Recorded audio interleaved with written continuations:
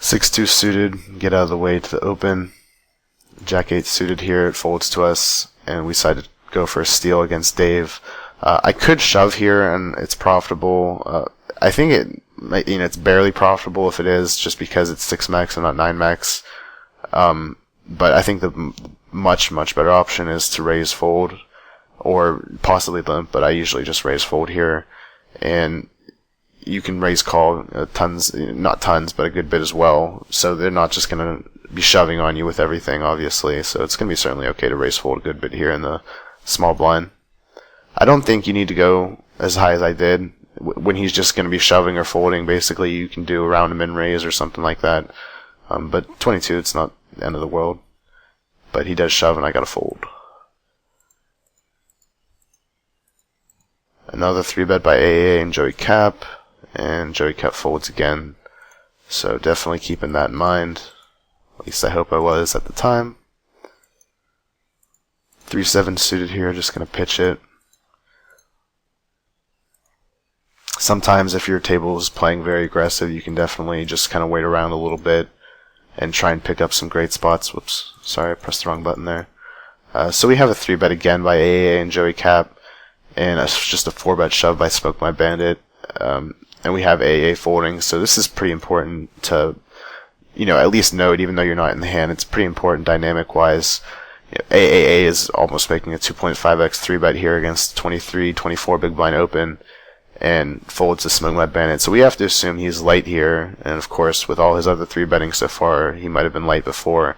So we really have to, cold 4-betting him is definitely going to be a profitable spot. And, if you can put in, let's go back here.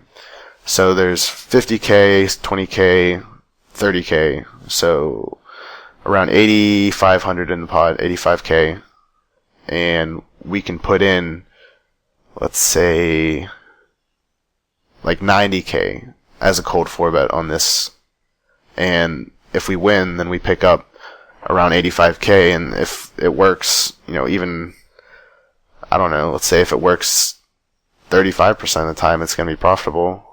So if he's going to be light a lot of the time here, which he certainly is, it's going to be a great spot to cold 4-bet light.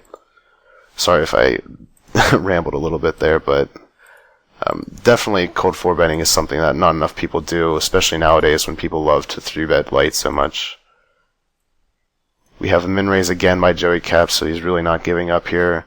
AA flats him again, so just like I said earlier, I think it's a lot more weighted towards the suited broadways, and I just can't see him not 3-betting again for value, anything that he wants to get in.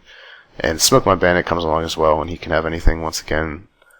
So we have a pretty wet flop, no flush draw, but a lot of hands connect with it. AAA decides to bet out once it's checked to him, and he has a 3-bet, or a 2-bet, a check raise.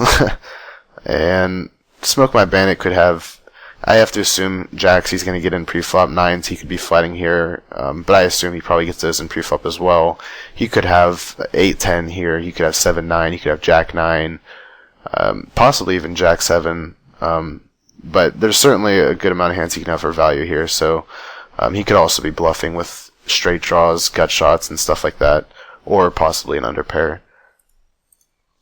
AA does decide to call him, and there is a pot size shove, pot size bet on the turn here, which is what Smoke My Bandit had to have been setting up.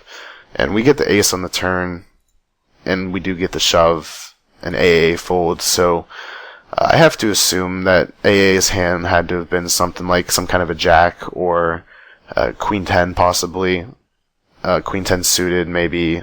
I have to assume Ace Jack would have 3-bet pre, so anything between Queen 10, Queen Jack, and King Jack suited, 10 Jack suited, and then once that ace comes on the turn and Smoke My Bandit shoves again, there's just not too many bluffs in his range besides Queen 10, which has equity versus him anyway, or King Queen, or some kind of get shot that's just being crazy and check raising this flop 3-way and then deciding to shove this turn. It's pretty brave, so I think it's okay to fold a jack on the turn there if that's what he indeed had.